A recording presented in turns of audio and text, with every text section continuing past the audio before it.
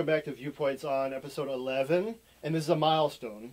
I think this is the first time ever that we've done shows consecutive. Wow. So this is like the third week in a row we filmed, regularly without break. So we're getting on a schedule. We got it together. We're growing up. We have more responsibilities. Sure. It's not a paper route job anymore. This is working at McDonald's now. So Right. We're good to go. So I guess we had a lot to talk about. So let's just jump right in. Okay. So we've been watching. Oh, sorry. Go ahead. Joker Watch. Got a few new ones. We've got the Vegas Sierra. We've got the Utah Film Critics, the African American Film Critics, and the Detroit Film Critics. All Heath Ledger. Still no losses or other nominations. So we are up, I believe, 20 now? We're above 20, so good to go. So we're going to keep track every single day, or at least, once a week or something. I don't know. I won't promise anything.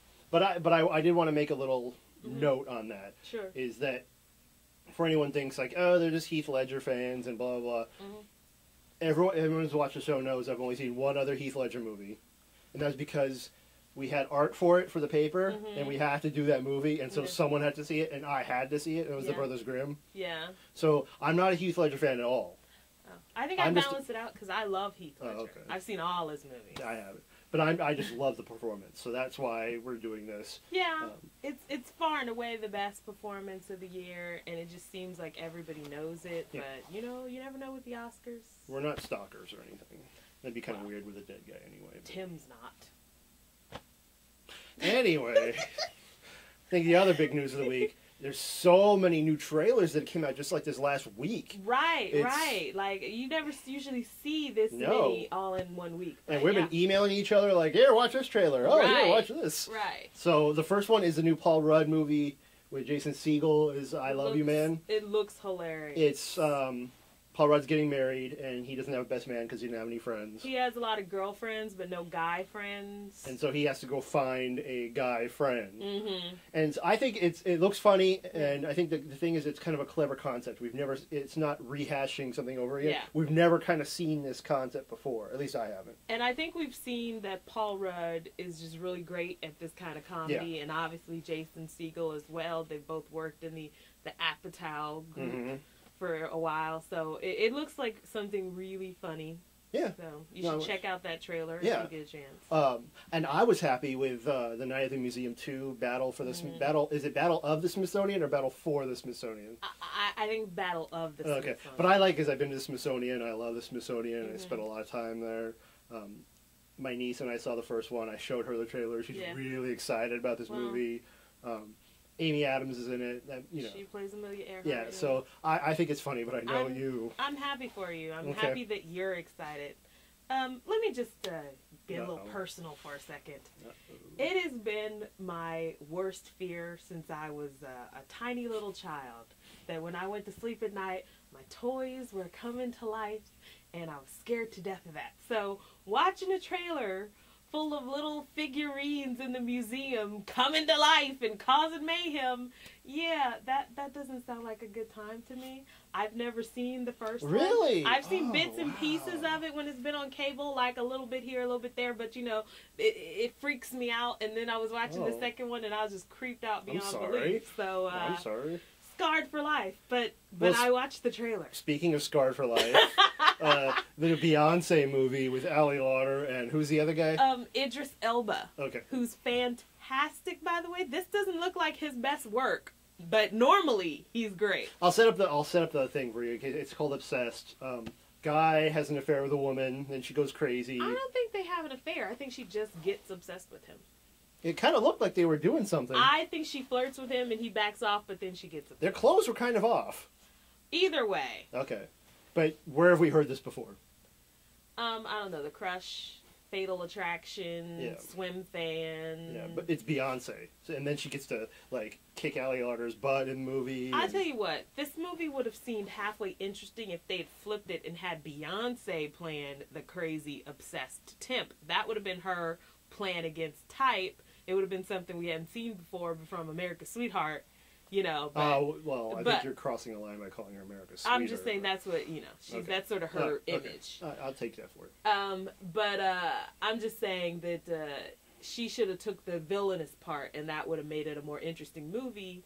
Otherwise, it just looks like a pale imitation of Fatal Attraction. Yeah, it does. And once you see Glenn Close in Fatal Attraction, like, you nobody else can't beat that. No. Nobody else is gonna boil the bunny. Yeah, nobody. Boil the bunny. If Allie Larder boils a pet, I'm gonna be pissed. Well, you know she can't die. You kill her, and she just has like three sisters that come back. Yeah. So. Always goes back to heroes. Sequels. And the last trailer we're talking about is new Sandra Bullock, Ryan Reynolds movie called The Proposal. Yeah, so... Not much to talk about. I like Ryan Reynolds. I used to be a fan of Sandra Bullock. Listen, it's a Sandra Bullock romantic comedy, and I guarantee you've seen it before. Yeah. I mean, it may be funny, it may be charming, it may be sweet, but if I have to pay $10 to go see a movie, it's certainly not going to be something that I've seen a million times before. Guy meets girl, girl hates guy, something accidentally happens, and hilarity ensues. You know, they didn't know they love each other, but then, oh wait, we do love each other. Right. So, not gonna.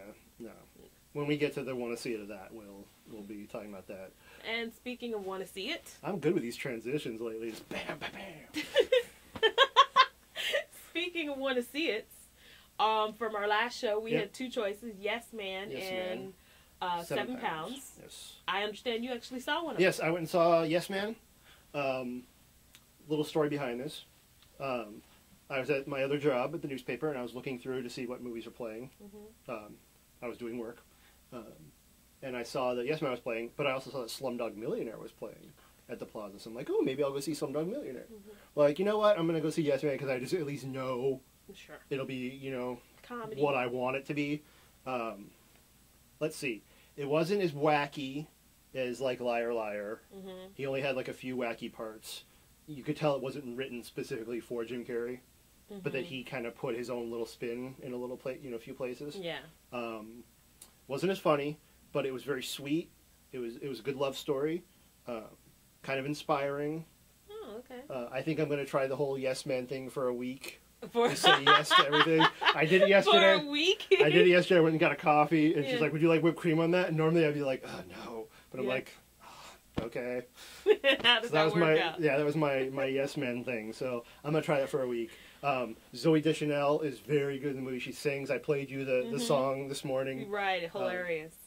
And that's the one problem I have, and I'm going to blog about this later, but if you have stars in the movie that are singing as part of the movie, all these movie companies have, like, record company sisters or something. They should release these songs ahead of time and get the public, like, interested in them and then bring them into the movie. But they don't do that. And I'm going to blog, go to our blog, escapeblog.blogspot.com, and I'll have a huge blog about that.